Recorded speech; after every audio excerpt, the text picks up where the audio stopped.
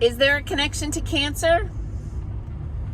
Well, some people think so. Hey, I'm Dr. Patty Barch. I'm a traditional naturopath, founder and owner of Naturally Unbridled Wellness and naturallyunbridled.com, where we focus on wellness solutions, not disease management. This is Down the Ridge with Dr. Patty. This is not medical advice. It's for entertainment purposes only. Nothing I say is true. Don't listen to me.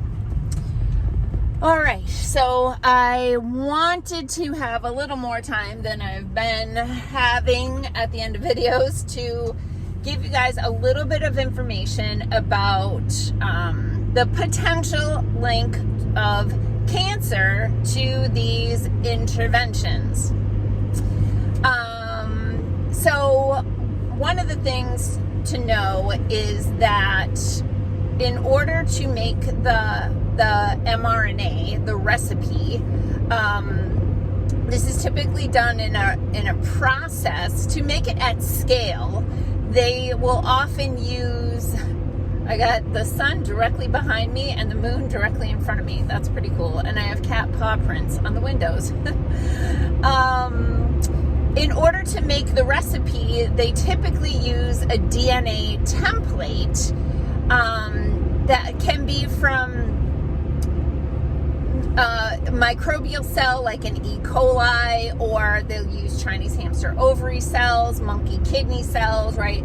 There are different cell lines that are commonly used in bioreactors to help make more copies of the target. And then through process, they're supposed to filter out the quote-unquote contaminants, which would be the remnants of the E. coli, the Chinese hamster ovary cells, the monkey kidney cells, whatever they're doing. They're supposed to purify the end product so that you're not getting these contaminants in there. And because, again, these products were made under emergency use authorization, they were able to expedite the process and cut some corners, and so there was a certain amount of contamination in these vials. Now, while I'm thinking of it, because I keep meaning to mention this, so I'll circle back, but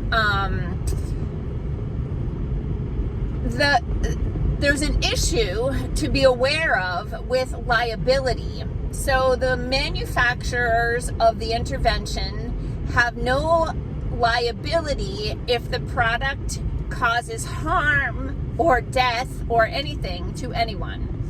Under the emergency use authorization, it's basically liability is waived. And then this is crazy what happened. So what happened was there were a lot of people who were like, I'm not taking that thing. It's not FDA approved. It's only under an emergency use authorization. And they knew there was a significant percentage of people who were declining the intervention because it wasn't FDA approved. So they went ahead and they, rather than continue with the emergency use authorization until therapeutic treatment could be identified, which of course they suppressed, but they decided they would approve it so that that percentage of the population no longer had that leg to stand on. So the problem, amongst all the problems, the problem was when they did they approved the Pfizer product first, and it was called Comirnaty. And so then people were like, it is FDA approved. You should take it. It is FDA approved. I'm like, yeah, well, the FDA approved aspartame too, and that also causes cancer. So there's that. But you could not get the FDA approved version. They made the vials so that you could have some pictures to put on the news. But if you went to any vaccine clinic or the hospital or whatever, pharmacy, wherever you were getting these interventions, you couldn't get the Comirnaty labeled vial, because the Comirnaty labeled vial at the time would have been subject to liability because it was now an FDA approved intervention. So they said they approved it, but you would only still see the experimental emergency use authorization vials produced under the emergency use authorization, therefore not under full good manufacturing practices. So that was a bait and switch, okay? But then they found themselves in this conundrum where if they were to give people the FDA approved product, then Pfizer, at the time, it's all of them now, would be liable for any injury that might have occurred from receiving this intervention. And therefore, what did they do? They put it on the mandated childhood vaccine schedule, that the kids need to have to go to school, blah, blah, blah. And once a vaccine is on the childhood vaccine schedule, it is no longer subject to liability due to a law that was passed in the Reagan administration in the 80s that waived vaccine liability because the vaccine manufacturers said, we can't make these vaccines because, and this is in writing, they are inherently unsafe.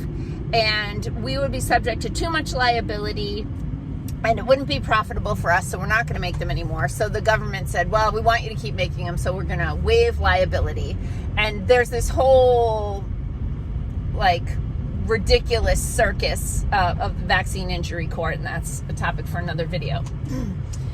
So here I am at the bottom of the ridge, and I haven't gotten to the cancer thing yet. So I'll plant the seed, and I'll try to expand on this more in the future, soon. So because there's a scientist named, Brian McKernan? Brian McKernan? It's McKernan. I think it's Peter. Drop it in the comments if you know. But anyway, he's a molecular biologist, and he worked with the guy that founded or created PCR, and that same team of scientists also worked on the Human Genome Project, which was strongly funded by government grants to map the human genome. So all of the genes in the human body, the Human Genome Project used PCR and other technologies to map the human genome. So this scientist has been involved in molecular biology for a very long time, and he got some vials of the intervention and he ran them through some purity tests, and he found there was DNA contamination in every vial that he tested, and this has been confirmed by other laboratories with other vials finding the DNA contamination. And this is problematic, that we already knew that there was some lipopolysaccharide, LPS, endotoxin, all the same thing, contamination, because of some people would have massive fevers and other problems that can occur from endotoxin exposure. But he was finding DNA in there, and he was finding specific sequences of DNA that are known to be problematic.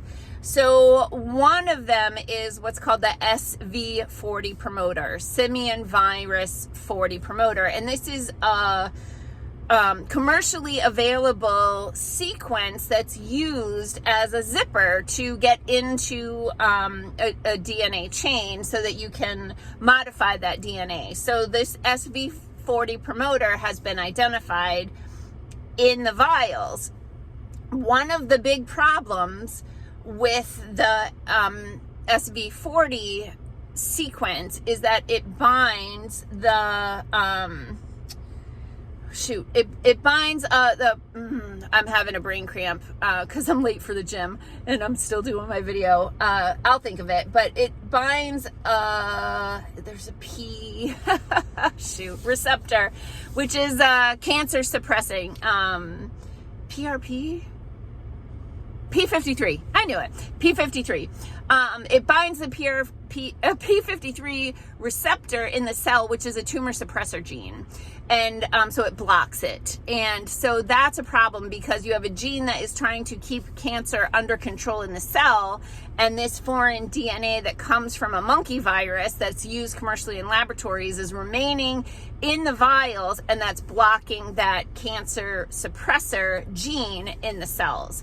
There are other mechanisms. There's been a lot of really impressive but yet horrifying research to show the multiple ways that cancer could be reignited. So we have seen a lot of people who were in remission, sometimes for decades, who it came back with a vengeance after they received their injections. I have friends that this has happened to. They're no longer with us. That they were cancer survivors for decades, received the intervention, wildfire broke out, and they were dead within, a matter of months, really. There are other mechanisms, and I'll try to touch on those. Yeah, I'm mindful of making these videos and how they could be scaring the crap out of a lot of people, because even if you didn't get the intervention, you absolutely have someone you love or care about that did. And this is not trying to be alarmist. What my true intention of doing these videos is so that if you are presented with another opportunity to put an experimental product into your body, that you're going to take a beat and remember this series of videos and all the things that you weren't told and all the things that you were told that weren't true. And you'll just, like I said, press pause, take a beat, and slow your roll and all the things, so that you don't subject yourself to this level of poisoning, because it's freaking profound. Sorry, I'm gonna get back to some happier topics soon. I know. Peace out, peeps. Have a healthy day.